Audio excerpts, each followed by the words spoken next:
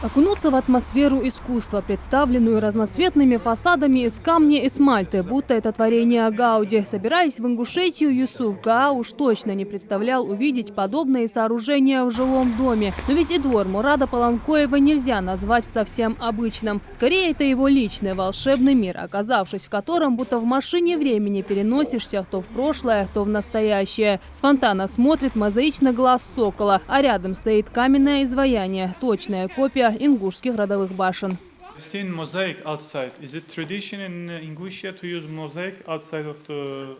Мозаика, которая используется на стенах. Это моя специальность. Or your specialty? Да, мозаика, фреска, граффито, чеканка, литой паяльный витраж – моя специальность. И живопись. Роспись, фреска.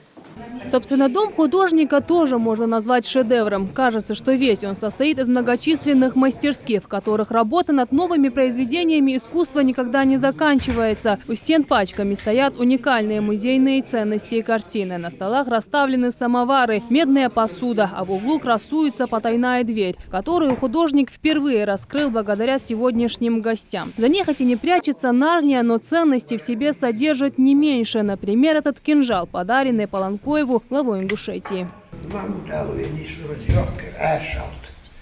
Боевой кинжал. Значит.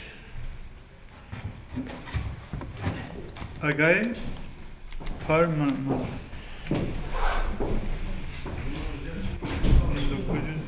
Подарено в этом году. Там подарено. Впрочем, похвастаться Паланкоев может и коллекцией луков, которую он мастерит собственноручно. Будто монгольское или аланского воина, каждое оружие отличается своей уникальностью. В том числе и этот турецкий лук, который, учитывая национальную принадлежность гостя, Мурат передвигает в первые ряды. Это не остается незамеченным. Юсуф не только оценил орудие старины, но и попробовал его на деле.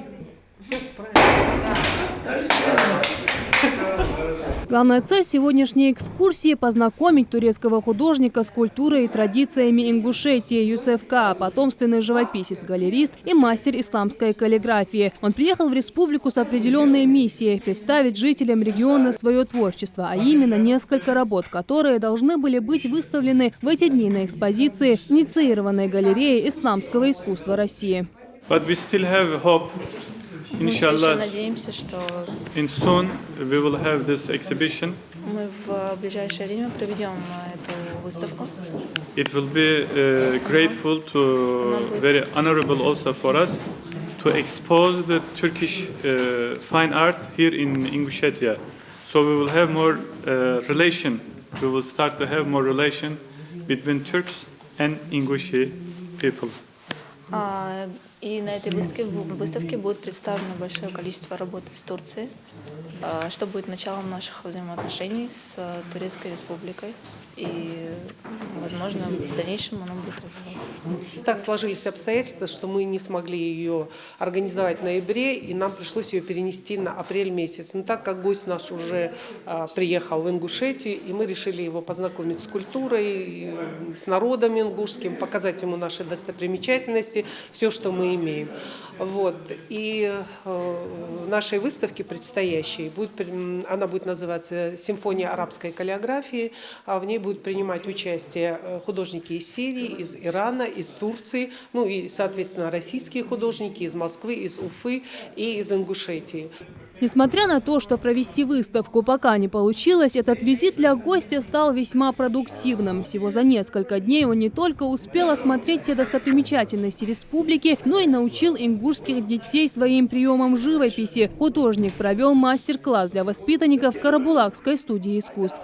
With them, I had possibility to have a small calligraphy lessons with them. It was very nice day for me. Это был прекрасный день, возможность поработать с детьми и научить их каллиграфии. Это было очень интересно. And there are very talented students in Ingushetia. Очень много талантливых студентов в Ингушетии. Этот туристический маршрут для Юсуфа стал действительно запоминающимся. Неизвестная ранее культура настолько вдохновила, что стоит надеяться. Симфония исламского искусства, которая точно обещает быть в апреле, пополнится новыми работами мастера.